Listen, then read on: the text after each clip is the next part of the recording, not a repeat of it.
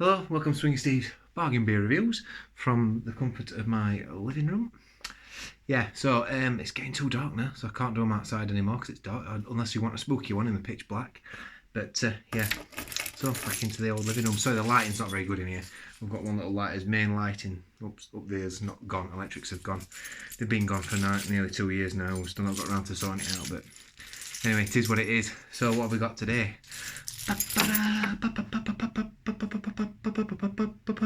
We've got Gem. Gem is by Bath's Beer. It's an amber beer by Bath Ales. It's a long time since I drunk this, but I do recall it being pretty good. Bath Ales, very honest brewery from Bath, I believe. I think they're from Bath anyway. I don't want to read the back because I don't want to spoil it. It's 4.8%, so it's sessionable. Sessionable, probably at the top end of sessionable. Lovely little bottle cap, look. Little hair jumping round. Let's crack it open and see what it's all about, shall we? So I do apologise for the lighting again. I've noticed it's going light, it's going dark, it's going lighter than dark. So this is the beer in the glass. So it's a lovely dark amber colour. Yeah, that looks lovely. It's really nice. Yeah. So there we go. You can see the lighting a bit better there. Give it a bit of a swish. We've got about a finger's worth of head there. Oh yeah. It's good British brewing, this. It's traditional British brewing. There's a bit of a nuttiness to it. The malt's coming through, but there's like a really sweet citrusiness. Almost like an apple. Bit of a sweet turned apple. But there's a toffiness coming from the malts as well. Yeah, like there's an earthiness from the hops, a real earthiness. Almost getting like a little bit of a topsoil sort of aroma coming through. As what's his name from Opzine, I'd say. Rob from Opzine. Topsoil, that's one, isn't it? But I get where he's coming from with like that topsoil, that earthiness. Turning over your soil in your garden. A real earthiness, real earthiness to that actually. A little bit of a nuttiness. But there's like a lovely sweet appliness, I think, on that as well. Let's dive in.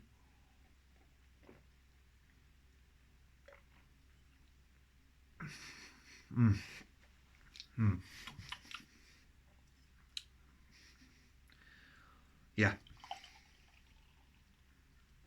Calls itself full-bodied. And I think for a session beer that is quite full-bodied, to be honest with you. Yeah, I would agree. Medium to full-bodied. As you can see, it's filtered, so there's no bits floating around in that. So it's clearly like a lovely sort of rusty amber colour. On the flavour, let's give it another go.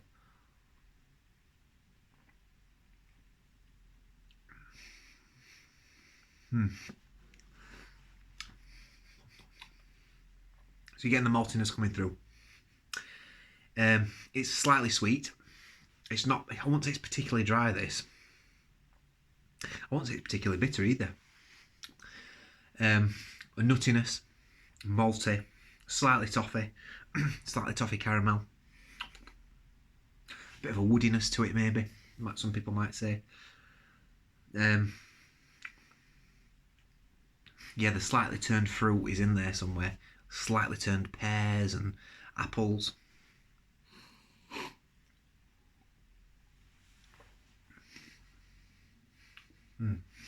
Quintessentially British. Similar to a Green King sort of taste, actually, but with a bit more of a uniqueness. It doesn't taste like, well, it's similar to Green King in the sense that I always find Green King beers have got like that similar sort of appley, turned fruit feel to their beers. Multi quality. This is better though. This is like more unique. There's more of a uniqueness to it. It's an autumnal beer. It's perfect for this time of year, actually. The colour says it all, doesn't it? It's got that lovely. It's almost bordering savoury. The malts in it, they're almost slightly roasted. They're almost got a slight roasted quality to them, I think.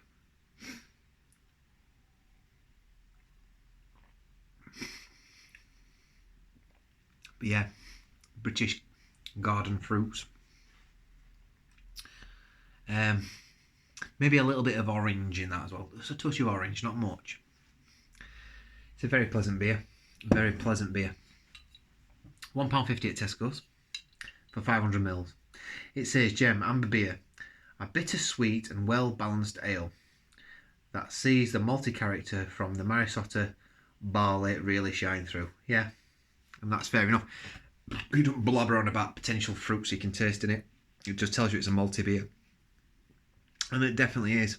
And it is bittersweet. Yeah, there's a bitterness and a sweetness to it. I mean, I wouldn't call it a particularly bitter beer. I won't describe it as a real bitter beer. But, yeah. It's one of those that I can imagine on cask it's better. Better than this on cask, you know. Yeah.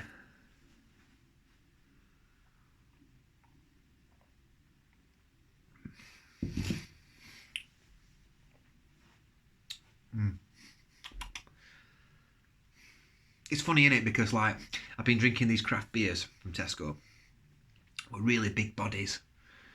And in comparison to that, the body is quite thin. But when I think about, like, sort of a cask beer, or if I think of maybe something that's more sessionable, something that I want to drink a bit more of, it's probably bob on. That's what I'd want to drink, something like that. And it is more to the full bodied of that sort of session beer spectrum.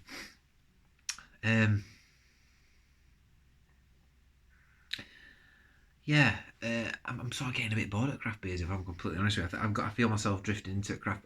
Maybe it's this time of year, because let's be fair, a lot of craft beers are IPAs, session IPAs, craft lagers, dry hopped lagers. The stouts are coming in now, and I must admit I am indulging in those stouts, and there's a lot of very nice stouts out there. And I've got a sweet tooth, so a lot of the ones that are in the supermarket are quite sweet, and I do like that, so I ain't got a problem with that. But yeah, it's nice to just session. Nice. I'm not obviously going to session today because it's work tomorrow and I've got to get back up for work again. It's been a long day, which is why I'm doing a bit of a beer review. So I think, yeah, it's nice just to come home, have this, and then bomb out for rest at night, just chill out, you know, having had a beer.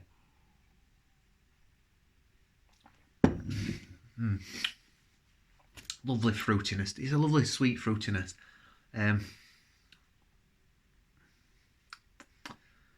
There's a slight citrusiness in it as well. But like I said, it's a well-balanced beer.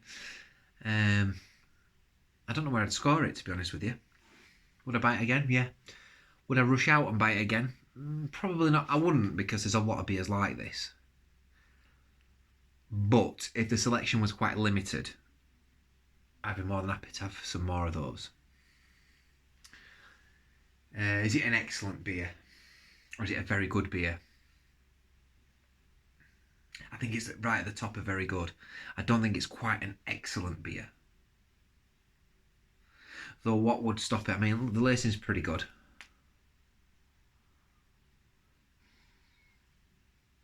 And part of me thinks, yeah, just give it benefit of the doubt, give it an excellent beer. You know what? I'm going to give it benefit of the doubt. I'm just going to give it rock bottom of excellent. I'm going to say it's an 8 out of 10. It's an 8 out of 10. Yeah, why not? Why not? I think it's not no better than that. It's almost the top of very good, bottom of excellent, but I'll give it benefit of doubt. And the thing is, what's probably made me turn towards giving it an 8 out of 10 is the lacing on that glass and the way it's kept its taste, and as the taste has not dissipated and not got worse.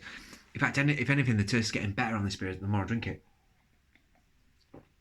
If you have a beer by, let me give you an example, Wells and Youngs. I like Marsden sometimes now, some of their stuff, and that's been watered down. The more you get down it, the more you're like, I've had enough now. I could happily, if I went to a pub, I'd probably have a couple of pints of that quite happily. I'd want to move on to something else after that. But yeah. Yeah, it's got like, it's on the end of my tongue. It's like coated my tongue a little bit with like an apple. I think like a toffee apple sort of flavour. There we go. 150. Nice honest beer. I've been Swigging Steve. 8 out of 10. Let me know what you think about this beer. Let me know what you think about any other £1.50 supermarket beer, or any supermarket beers you want me to review. Anything you see knocking around. Any craft beers maybe. Maybe if you want me to review one at £3 craft beers. Just give me a shout, let me know. Some people have said let's have a treat beer, let's do some bargain beer treat beers, which would be £3. And then there's the opposite spectrum where people want me to do some more real cheap stuff, some cans of Carling and all that jazz. The problem is with Carling, I'm going to buy 4 cans and I know I'm going to have one and then I'm going to have to just do something else for the rest of them. And nobody I know drinks Carling, so I end up with just 3 cans of Carling collecting dust. So I will do eventually, but it's like I've got bloody, what's its name? Lining my shelves, that, what's that bloody name now? That one from Aldi, what do they call it now?